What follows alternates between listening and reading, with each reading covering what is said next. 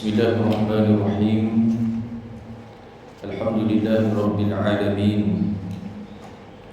Wa bihi nasta'in. Wassalatu wassalamu ala asyrafil anbiya wal mursalin wa ala alihi wa sahbihi ajma'in. Subhanaka la ilma lana illa ma 'allamtana innaka antal alimul hakim. Wa qala rabbi shrah li sadri wa yassir li amri wahlul 'uqdatam min lisani yafqahu qawli. Allahumma nawwir qulubana ya Allah. Allahumma nawwir qulubana ya Rahman. Allahumma nawwir qulubana ya Rahim. Allahumma arina al-haqqa haqqan warzuqna ittiba'ah wa arina al-batila batilan warzuqna ijtinabah. وقال سبحانه وتعالى في كتابه العزيز أعوذ بالله من الشيطان الرجيم بسم الله الرحمن الرحيم يا أيها الذين آمنوا اتقوا الله حق تقاته ولا تموتن إلا وأنتم مسلمون. Wahai orang-orang yang beriman, bertakwalah kamu kepada Allah dengan sebenar-benar takwa. Wala tamutunna illa wa antum muslimun, dan janganlah kamu mati melainkan kamu mati dalam keadaan beragama Islam. Selawat dan salam adalah kita sampaikan ke atas junjungan alam Nabi Muhammad sallallahu alaihi wasallam dengan ucapan Allahumma shalli ala sayyidina Muhammad wa ala ali sayyidina Muhammad. Allahumma shalli ala sayyidina Muhammad wa ala ali sayyidina Muhammad. Allahumma salli ala sayyidina Muhammad wa ala ali sayyidina Muhammad.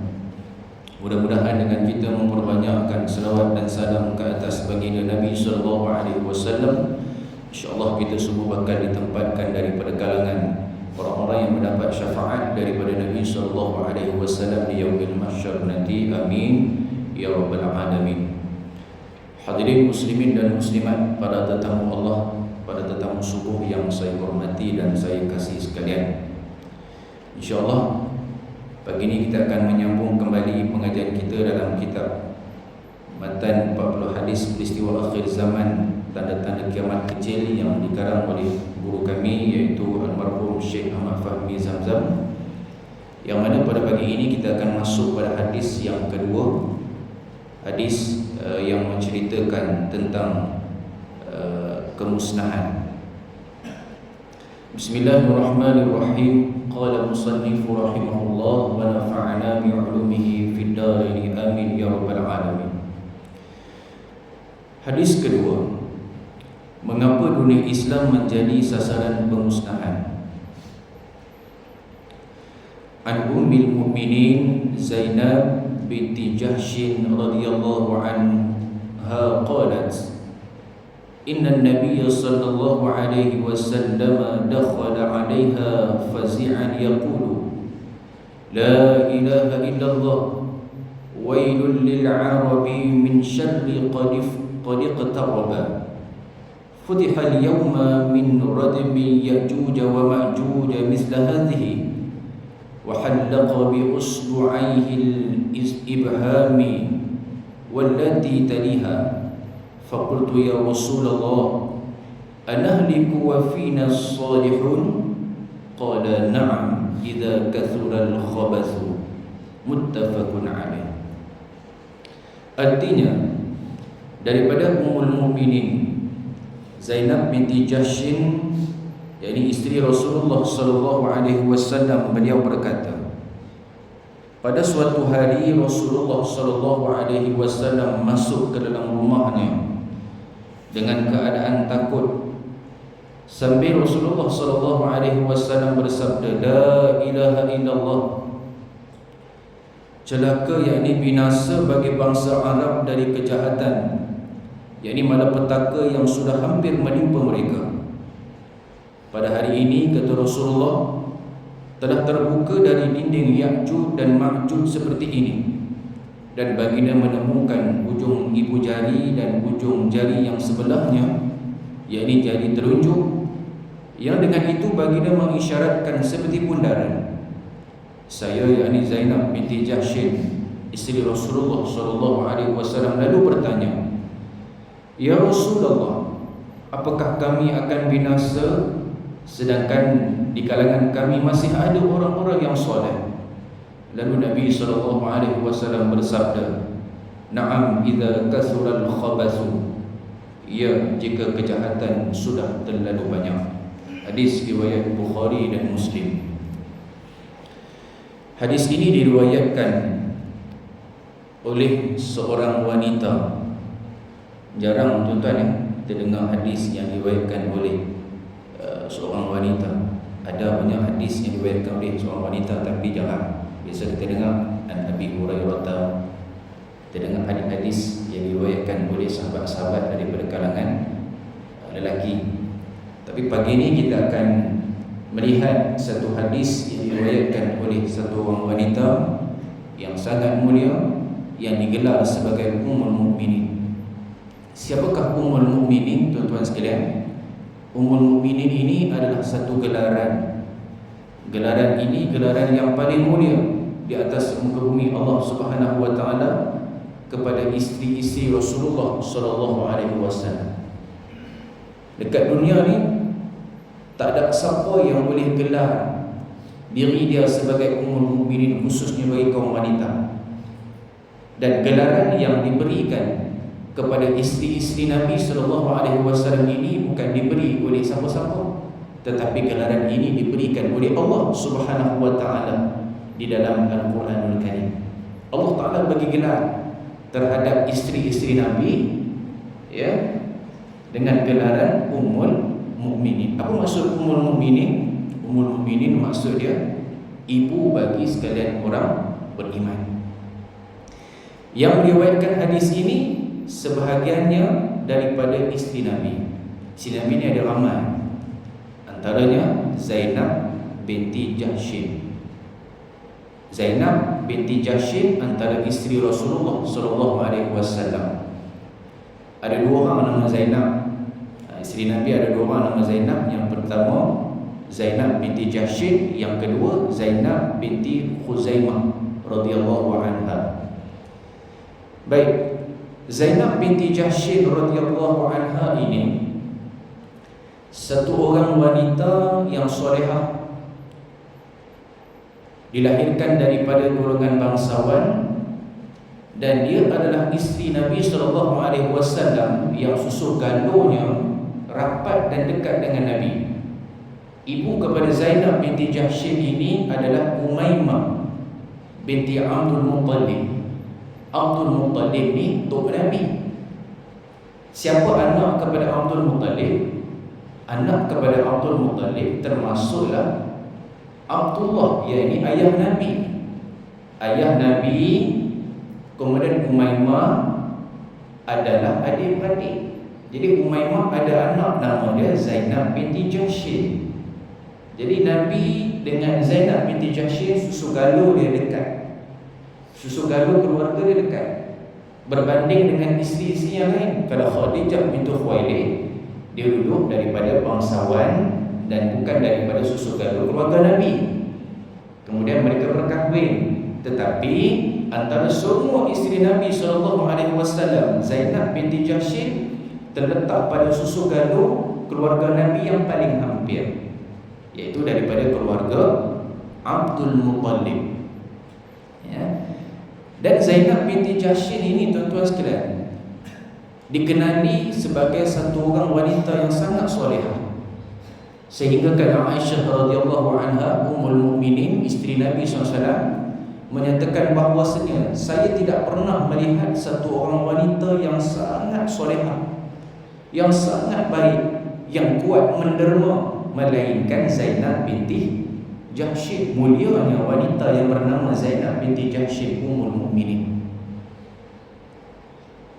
Bahkan tuan-tuan sekalian, suatu ketika isteri-isteri Rasulullah SAW pernah berkumpul di suatu lapangan.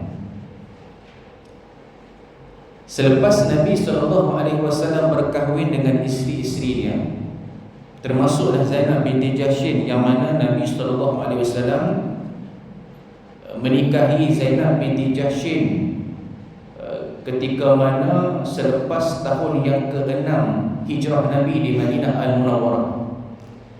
Zainab binti Jahsy pernah berkahwin. Sebelum berkahwin dengan Rasulullah, dia berkahwin dengan siapa? Dia berkahwin dengan Zaid bin Harithah. Zaid bin Harithah ni pula siapa, Ustaz? Zaid bin Harithah ni sahabat yang rapat dengan Nabi. Waktu zaman Nabi SAW, ada 4 orang sahabat kanak-kanak remaja yang rapat dengan Nabi. Yang pertama yang lahir di Mekah iaitulah Sayyidina Ali radhiyallahu anhu wa arda, yang pernah berkhidmat sebagai lelaki yang tidur di kamar Nabi ketika mana malam peristiwa hijrah. Yang kedua, Abdullah bin Abbas yang rapat dengan Nabi SAW. Kemudian beliau meninggal dunia di Taif dan dimakamkan di Taif, kota Taif. Kemudian yang ketiga, Anas bin Malik radhiyallahu anhu, sahabat Nabi yang lahir di Madinah, orang Ansar, juga rapat dengan Nabi, kanak-kanak remaja yang rapat dengan Nabi. Yang bila mana Nabi sampai di Madinah, mak dia mai datang hantar Anas bin Malik. Aku tak ada harta, kata ibu kepada Anas. Aku tak ada tanah, aku tak ada apa-apa, tapi aku ada kanak-kanak, aku ada remaja, satu orang budak yang bernama Anas bin Malik radhiyallahu anhu, dan jadikanlah anak aku ini sebagai pembantumu wahai Rasulullah. Rapat dengan Nabi. Dan kanak-kanak yang keempat iaitulah Zaid bin Harithah radhiyallahu anhu, yang mana dia rapat dengan Nabi sampaikan waktu peristiwa Nabi berada di kota Taif, Nabi tak ajak orang lain melainkan Zaid bin Harithah. Dan Zaid bin Harithah dalam kebanyakan para sahabat, satu-satunya sahabat Nabi yang Allah Ta'ala nukilkan namanya di dalam Quran. Zaid bin Harithah. Banyak peristiwa, tapi ada satu ayat yang Allah Ta'ala nukilkan namanya di dalam Al-Quran, di dalam surah Al-Ahzab ayat 37. Kata Allah Ta'ala, فَلَمَّا قَضَى زَيْدٌ مِنْهَا وَطَرًا وَزَوَّجْنَاكَهَا. Kemudian setelah Zaid bin Harithah selesai habis kemahuannya terhadap istrinya dengan menceraikannya, yakni Zainab binti Jahsy, kami kahwinkan engkau yakni Rasulullah dengan isteri Zaid bin Harithah. Allah Ta'ala sebut nama Zaid bin Harithah di dalam Al-Quran. Yes. Lebih kurang dalam setahun lebih perkahwinan Zaid bin Harithah dengan Zainab binti Jahsy, kemudian mereka berpisah dengan cara baik. Kan? Lepas berpisah, maka Nabi tak biarkan isteri-isteri ini ditinggalkan begitu saja. Maka Nabi setelah habis iddah, Nabi mengahwini Zainab binti Jahsy pada tahun yang ke-6 Hijrah. Zainab binti Jahsy seorang isteri yang sangat solehah. Tuan-tuan sekalian, satu hari isteri-isteri Nabi SAW berkumpul dalam satu kawasan. Dia berkumpul, dia berbincang. Bincang macam mana, Ustaz? Dia berbincang di kalangan isteri Nabi, kan di Madinah. Waktu tu Khadijah binti Khuwailid sudah pun meninggal dunia. Khadijah binti Khuwailid meninggal dunia di Makkah. Kemudian isteri-isteri lain Nabi kahwini di Madinah Al-Munawwarah. Mereka pun berbincang. Bincang punya bincang di antara isteri Nabi, termasuklah Aisyah radhiyallahu anha dan isteri-isteri yang lain.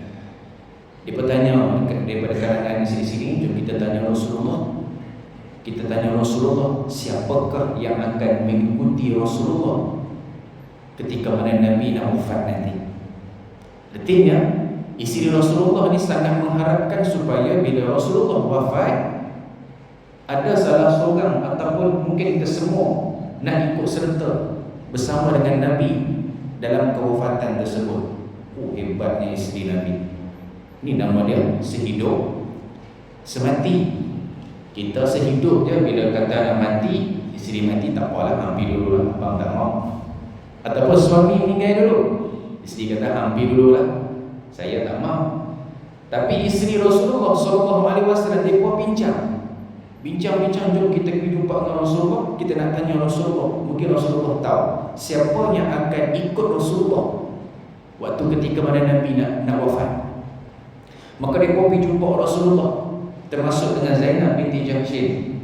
Dia bertanya, wahai Rasulullah, siapakah di kalangan kami ni, di kalangan isteri-isterimu ni, wahai Rasulullah, yang akan ikut bersama dengan kamu ketika mana kamu wafat sekali lagi? Lalu Rasulullah SAW menjawab, ada satu orang isteri yang akan ikut aku, bersama aku selepas kematian aku, dan isteri tersebut yang panjang tangannya. Tu dia hebat balaghah Rasulullah. Lalu mereka pun balik. Isteri-isteri Rasulullah ni balik pakai ukur tangan. Pakai ukur tangan semua, siapa yang paling panjang tangan. Rupanya dia tak faham lagi lah, setakat lah. Kemudian selepas Nabi SAW wafat pada tahun yang ke-10 Hijrah Nabi SAW, selepas beberapa tahun meninggal dunia Zainab binti Jahsy. Zainab binti Jahsy meninggal dunia pada tahun yang ke-20 Hijrah ataupun 21 Hijrah. Selepas itu barulah isteri-isteri Rasulullah lain berbincang, oh, yang dimaksudkan oleh Rasulullah panjang tangan itu adalah sifat isteri Rasulullah yang bernama Zainab binti Jahsy yang suka dan rajin menderma. Subhanallah. Zainab binti Jahsy sifatnya satu orang wanita yang sangat hebat, rajin menderma. Walaupun dia tak ada duit, dia tak ada harta, tapi dia bagi. Itu sifat yang ada pada isteri Rasulullah. Sebab itu mereka ini digelarkan sebagai Ummul Mukminin, di antara ahli syurga. Kemudian di mana dimakamkan Zainab binti Jahsy? Dimakamkan di perkuburan yang sangat mulia, iaitulah di kuburan Baqi Al-Gharqad di Madinah Al-Munawwarah, berhampiran dengan kubur Nabi SAW. Itu sebuah sedikit berkaitan dengan Ummul Mukminin Zainab binti Jahsy, perawi yang meriwayatkan hadis ini. Keterangan,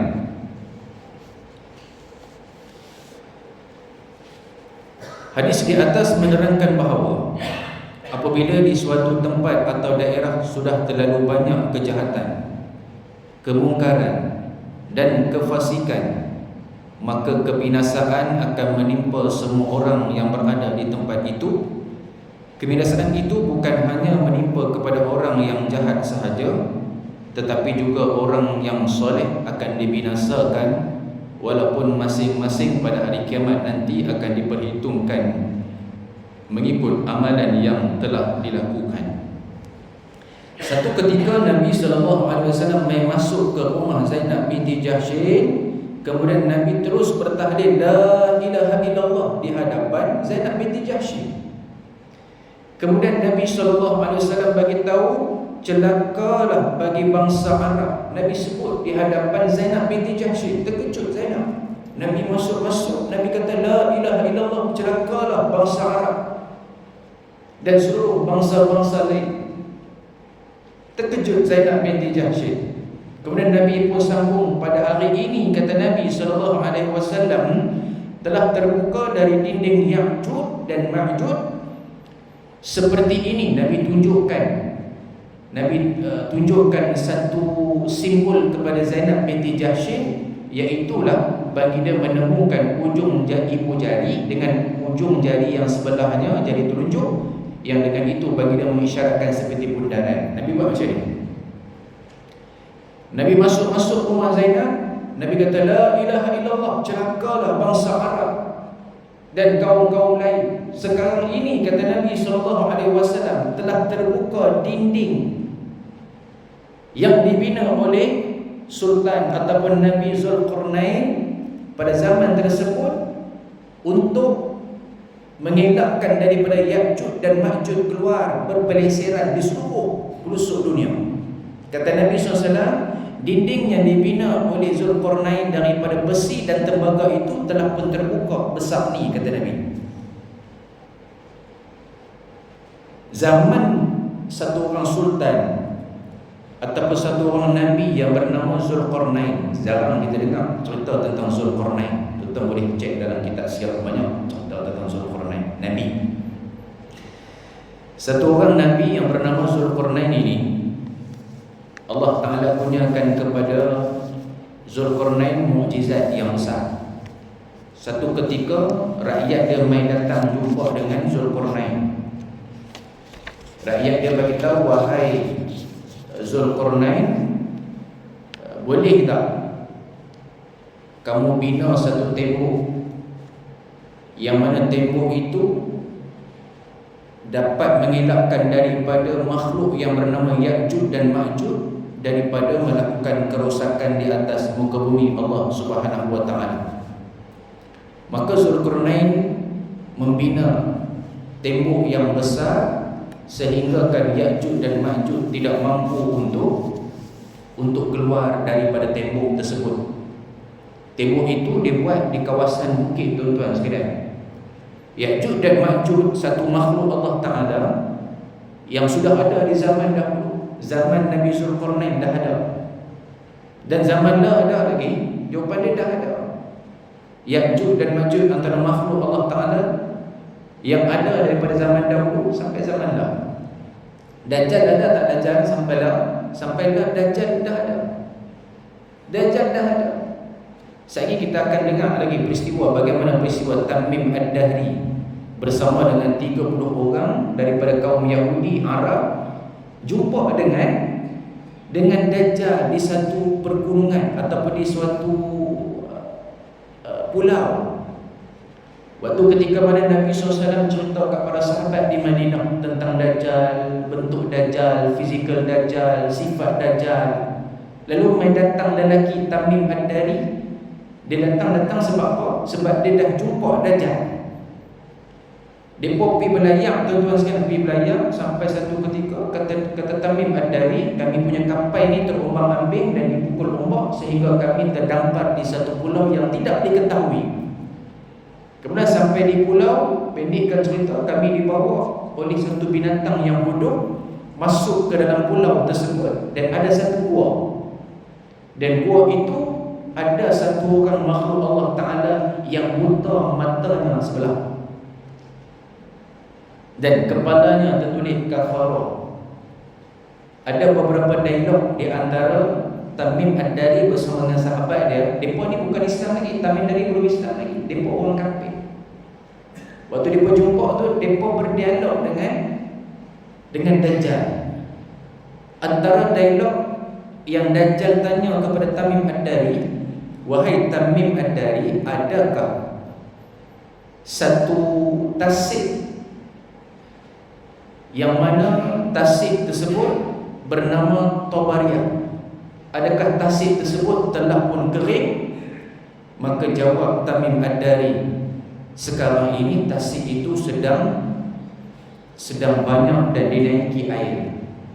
Kemudian Dajjal yang duduk dalam gua tadi bagi tahu, wahai lelaki, sekiranya tasik Tabari itu kering, maka ketahuilah bahawasanya aku akan dilepaskan dan aku akan keluar daripada kawasan ini. Waktu tu Dajjal kena ikat, kata Tamim, dengan rantai yang besar, tak boleh keluar. Ada beberapa persoalan, antaranya yang berkait rapat dengan cerita Ya'juj dan Ma'juj. Dajjal bagi tahu ketika mana tasik Tabari itu kering, maka ketika itulah aku akan dilepaskan dan aku akan keluar daripada gua ini. Dia pun tak tahu cerita siapa dia yang ada dalam gua tu. Lalu dia pun balik, dia pergi jumpa dengan Rasulullah. Dan ada daripada soalan-soalan tersebut, ditanya oleh Dajjal kepada Tamim, adakah satu orang Nabi bernama Muhammad telah dilahirkan? Jawab Tamim Ad-Dari, ya, Muhammad telah dilahirkan. Kemudian kata Tamim Ad-Dari, dan Muhammad tersebut telah pun berpindah daripada kota Mekah ke kota Madinah. Kata Dajjal, itu antara sedikit sebab dan musabab aku bakal dilepaskan. Lalu bila disebut nama Muhammad itu, Tamim Ad-Dari pergi jumpa dengan Rasulullah dekat Madinah. Sebab Tamim Ad-Dari kata, macam mana dia boleh kenal sedangkan dia kena ikat, dia duduk dalam satu pulau yang tidak diketahui. Dan Tamim Ad-Dari bersama dengan sahabat dia pergi jumpa Rasulullah, nak cerita pada Rasulullah tentang kami jumpa satu makhluk, yang mana makhluk tu kenal kamu wahai Rasulullah. Dan dia cerita tentang beberapa perkara. Waktu Tamim Ad-Dari main datang jumpa dengan Rasulullah dengan para sahabat tengah cerita tentang makhluk yang namanya Dajjal. Nabi cerita, sahabat tahu. Nabi cerita macam mana bentuk dia, mata dia sebelah kena apa? Mata sebelah je ada, sebelah lagi tak ada, sifat dia macam ni. Mai datang Tamim Ad-Dari, dia cerita lagi tentang Dajjal tersebut sebab dia sendiri yang tengok Dajjal tu. Maka lebih menguatkan kefahaman para sahabat. Saya berbalik kepada Ya'juj dan Ma'juj. Ya'juj dan Ma'juj ni tuan-tuan sekalian, zaman Zulkarnain, dia nampak saja manusia dia makan, nampak binatang dia makan. Ya'juj dan Ma'juj satu makhluk yang macam manusia. Allah Ta'ala sebut dalam Quran, satu makhluk yang sama macam manusia, ada tangan, ada kaki, dan muka mereka ni bengih. Muka mereka ni memang ditakuti lah. Zaman dah ada muka apa? Yang jalan slow tu mungkin apa? Apa nama? Ha? Bukan gorila, yang dalam cerita hantu tu, muka macam zombie. Kan? Allah malam lah kan. Tapi nak ceritanya Ya'juj dan Ma'juj, muka dia sangat takut, orang takut. Dan Ya'juj dan Ma'juj Allah Ta'ala sebut dalam Quran, dalam surah Kahfi, makhluk yang lagi ramai daripada manusia. Uish. Bila mana dia keluar daripada tempat yang telah dibentengi oleh Zulkarnain, dia keluar, itu antara tanda kiamat. Dan dia akan makan manusia, dia akan melakukan kerosakan di atas muka bumi, dan dia sebahagian daripada tentera Dajjal. Sebab tu Nabi bagi tahu la ilaha illallah pada Zainab binti Jahsy. Celakalah bagi bangsa Arab dan bangsa-bangsa lain. Sekarang ini kata Nabi, benteng yang dibina oleh Zulkarnain telah pun terbuka banyak ni.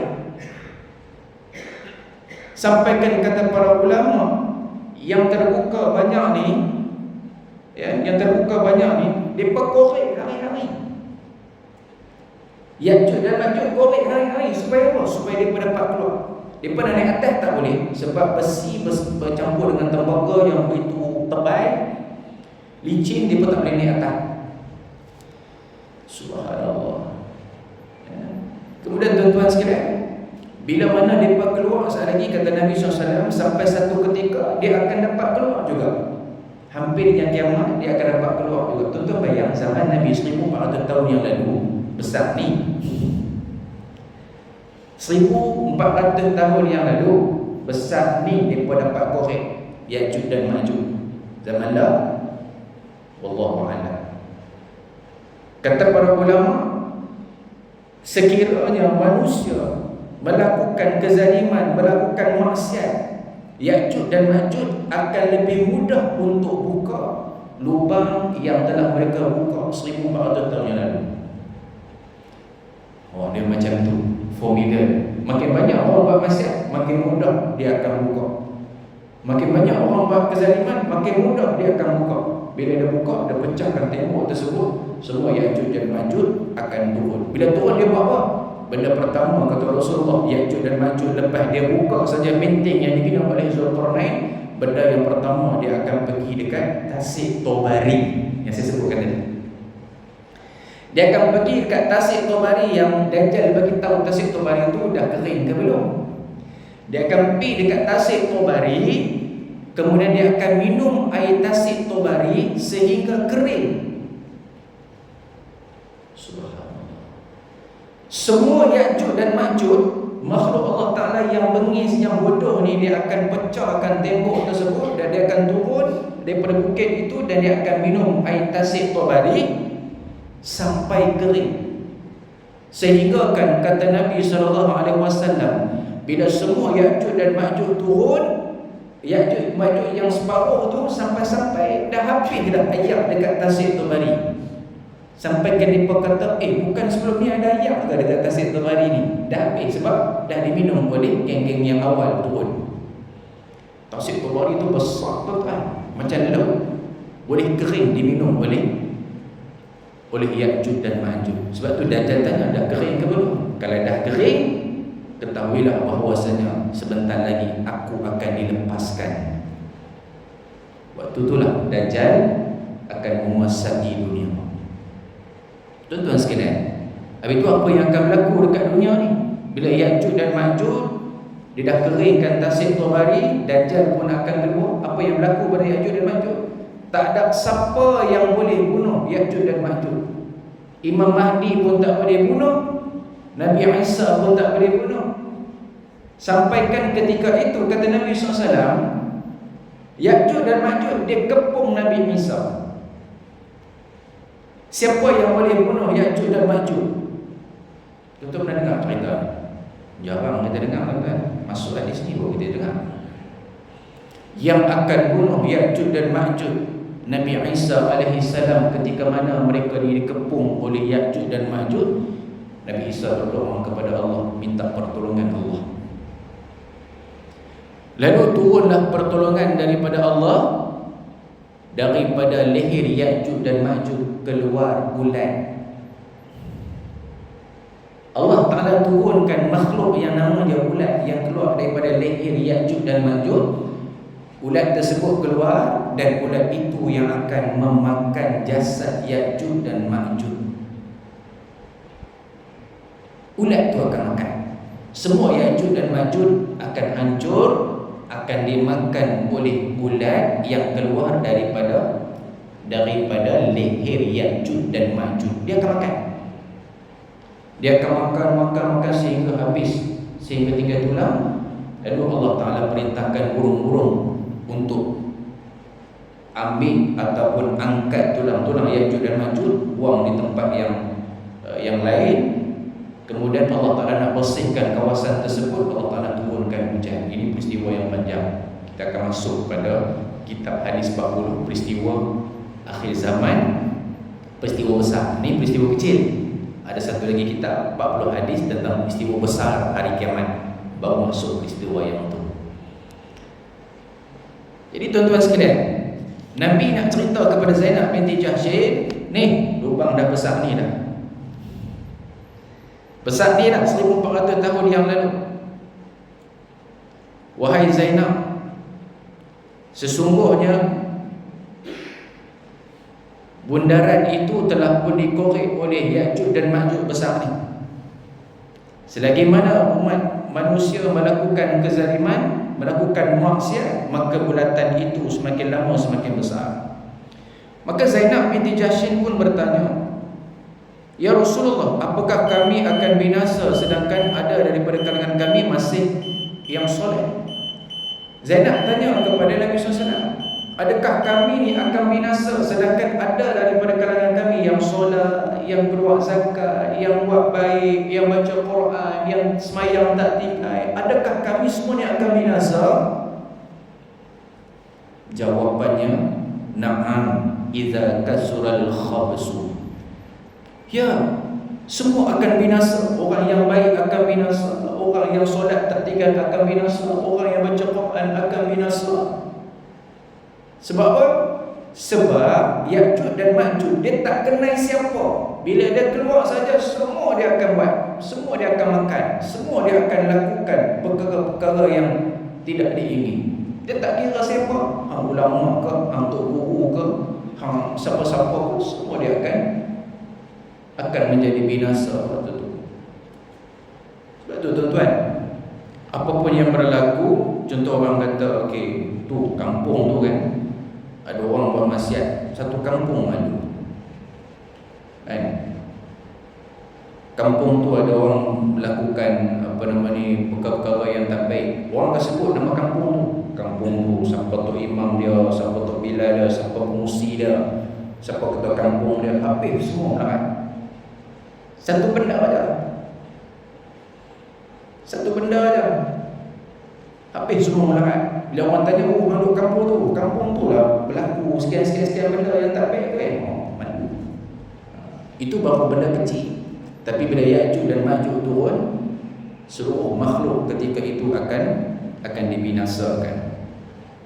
Maka hadis ini menerangkan bahawa apabila ada satu tempat atau daerah sudah terlalu banyak kejahatan, kemungkaran dan kefasikan, maka kebinasaan akan menimpa semua orang yang berada di tempat itu. Semua orang akan kena. Contohnya, berlaku satu-satu maksiat, Allah Ta'ala turunkan bala. Adakah bala itu kena kepada orang yang melakukan maksiat sahaja? Tidak. Kita duk kata padi kita tak jadi, kita kata banyak binatang dan sebagainya. Cuba cek balik, apa kesilapan kita? Apa kekurangan kita yang menyebabkan Allah Ta'ala turunkan bala itu? Sebab bila Allah Ta'ala turunkan bala, bukan kadang terkena pada orang yang melakukan maksiat, melakukan kejahatan, melakukan kezaliman. Bahkan semua orang kena. Orang yang baik kena, orang yang taat kena. Sebab satu-satu musibah yang Allah Ta'ala turunkan, semua akan kena. Tsunami di Aceh, ada orang beriman? Ada. Bahkan para ulama ramai. Tapi bila mana Allah Ta'ala turunkan bala, satu kawasan habis, satu negeri Aceh habis, semua ditimpa oleh tsunami yang begitu besar. Mati habis para ulama, ratusan ribu orang mati. Para ulama alim, para alim semua mati. Sebab apa? Sebab bila Allah Ta'ala turunkan bala, habis semua akan kena. Sehari ataupun seminggu sebelum berlakunya peristiwa tsunami di Aceh, orang buat pesta dekat tepi pantai. Ada cerita dulu kan, dia buat pesta, benda-benda maksiat dan sebagainya. Itu antara asbab Allah Ta'ala turunkan bala kepada orang Aceh. Wallahiyazubillah. Sama juga dengan kita. Sebab tu hadis disebut, bila mana Allah Ta'ala turunkan bala dengan sebab kemungkaran, kejahatan yang kita lakukan, maka kata para musannif ini, kebinasaan itu akan menimpa kepada semua orang. Semua orang akan merasai. Oleh itu, segala jenis kemungkaran dan kefasikan hendaklah segera dibasmikan, dan segala kemaksiatan hendaklah segera dimusnahkan, supaya tidak terjadi malapetaka yang bukan hanya akan menimpa orang-orang yang melakukan kemungkaran dan kejahatan tersebut, tetapi juga akan menimpa semua penduduk yang berada di tempat itu. Jadi musannif bagi tahu, bila ada kemungkaran, bila ada kefasikan, ada kemaksiatan, maka kita kena segera basmi sebelum Allah Ta'ala turunkan bala. Simbolik daripada cerita yang Nabi cerita pada Zainab binti Jahshin ini, bundaran besar ni dah terbuka, dan ketika mana manusia melakukan maksiat, melakukan kejahatan, semakin besar lubang yang dibuka oleh Ya'juj dan Ma'juj itu akan pecah. Maka kata Nabi SAW, bila pecah Ya'juj dan Ma'juj keluar, semua makhluk, semua manusia akan binasa, termasuk orang yang beriman. Dalam hadis di atas, walaupun disebutkan secara khusus tentang bangsa Arab, tetapi yang dimaksudkan adalah seluruh bangsa yang ada di dunia ini. Walaupun Nabi cerita tentang bangsa Arab, celakalah bangsa Arab, tapi Nabi nak cerita bila mana Ya'juj dan Ma'juj turun, bukan saja bangsa Arab, seluruh bangsa dekat dunia ini akan menjadi huru hara. Tujuan disebutkan bangsa Arab secara khusus adalah kerana Nabi kita SAW sendiri daripada kalangan mereka, dan yang menerima Islam pada waktu permulaan penyebarannya adalah dari kalangan bangsa Arab. Dan sedikit sekali daripada bangsa lain. Nabi sebut bangsa Arab sebab Nabi daripada orang Arab, dan tak ramai daripada bangsa lain yang ada ketika itu, ya. Jadi Nabi sebut bangsa Arab kepada Zainab binti Jahshin. Begitu pula halnya dalam masalah yang berkaitan dengan maju mundurnya umat Islam adalah sangat banyak bergantung kepada maju mundurnya bangsa Arab itu sendiri. Selain itu, bahasa resmi Islam adalah bahasa Arab. Kemudian di bawah tu, Ya'juj dan Ma'juj adalah dua bangsa dari keturunan Nabi Adam alaihi salam. Dia daripada bangsa keturunan Nabi Adam. Dia macam manusia. Macam manusia. Ada kaki, tangan, kepala, semua ada. Cuma yang Allah Ta'ala jadikan muka dia bodoh. Dan sifat dia suka melakukan kerosakan di atas muka bumi Allah Ta'ala. Dia tak heran siapa. Itu sifat dia. Yang dahulunya banyak membuat kerosakan di permukaan bumi ini. Lalu batas daerah dan kediaman mereka ditutup oleh Zulkarnain, satu orang Rasul, satu orang Nabi zaman tersebut, dan pengikut-pengikutnya dengan besi bercampur tembaga. Dengan itu mereka tidak dapat keluar sehingga sampai hampirnya hari kiamat. Maka pada waktu itu dinding yang kuat tadi akan hancur, dan keluarlah kedua bangsa itu dari kediaman mereka, lalu kembali membuat kerosakan di permukaan bumi ini.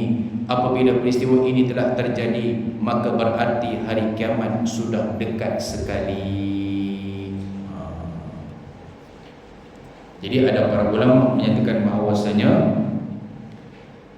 dalam kitab yang lain, bundaran yang dikorek oleh Ya'juj dan Ma'juj ini, bila dia korek, dia akan besar, dia boleh kembali kepada asal, dengan syarat orang Islam tidak melakukan maksiat.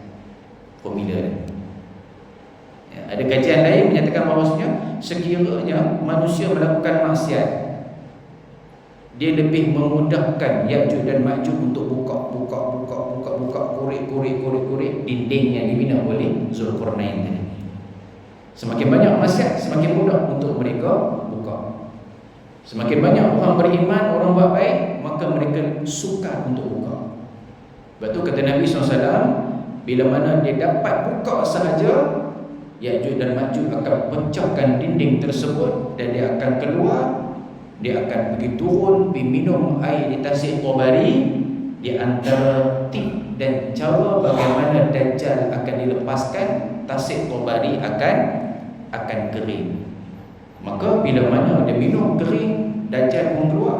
Dia menjadi antara tentera Dajjal yang akan memporak-perandakan dunia ini. Bila Dajjal keluar, satu orang lelaki bernama Dajjal keluar, habis. Semua orang akan ikut Dajjal. Walhamdulillah, misalnya semua orang akan ikut cara Dajjal. Semua orang akan terpekun dan kagum dengan Dajjal. Jadi kita doakan mudah-mudahan Allah Ta'ala pelihara kita, pelihara ahli keluarga kita daripada fitnah-fitnah Dajjal yang semakin banyak, semakin berleluasa di atas muka bumi Allah Ta'ala. Sebab tu Nabi pesan kat kita, banyakkan baca doa. Banyakkan baca doa daripada fitnah Dajjal. Apa doa dia?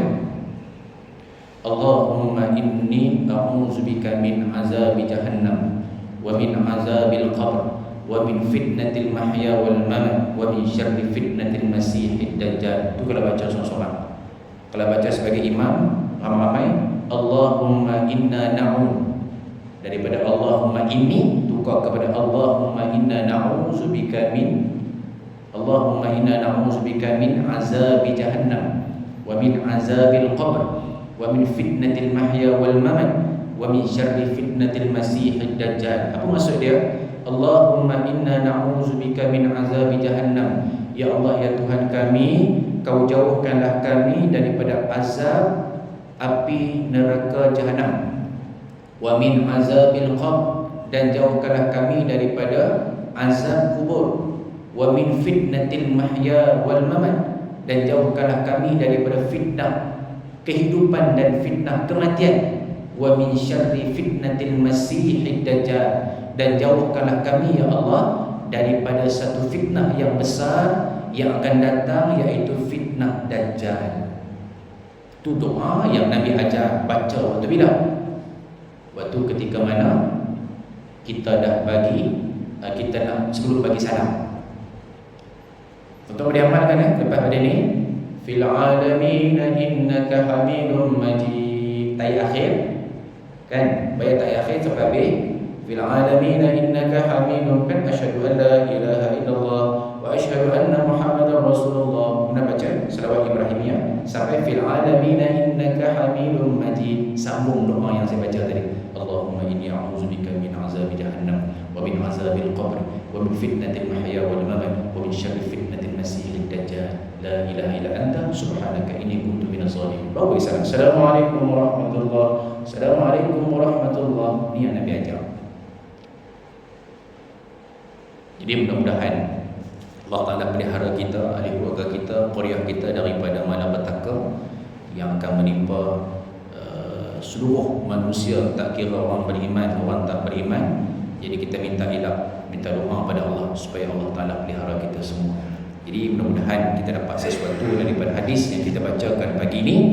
Daripada hadis yang kedua menceritakan tentang bagaimana Nabi cerita pada Zainab binti Jahshin Ummul Mukminin tentang bundaran yang dikorek oleh Ya'juj dan Ma'juj telah pun hampir pecah disebabkan oleh maksiat yang dilakukan oleh umat Nabi SAW. Jadi mudah-mudahan kita semua mendapat manfaat. Mudah-mudahan Allah Ta'ala berkati pertemuan kita pada pagi ini insyaAllah. Wallahu ta'ala a'lam. Sebelum kita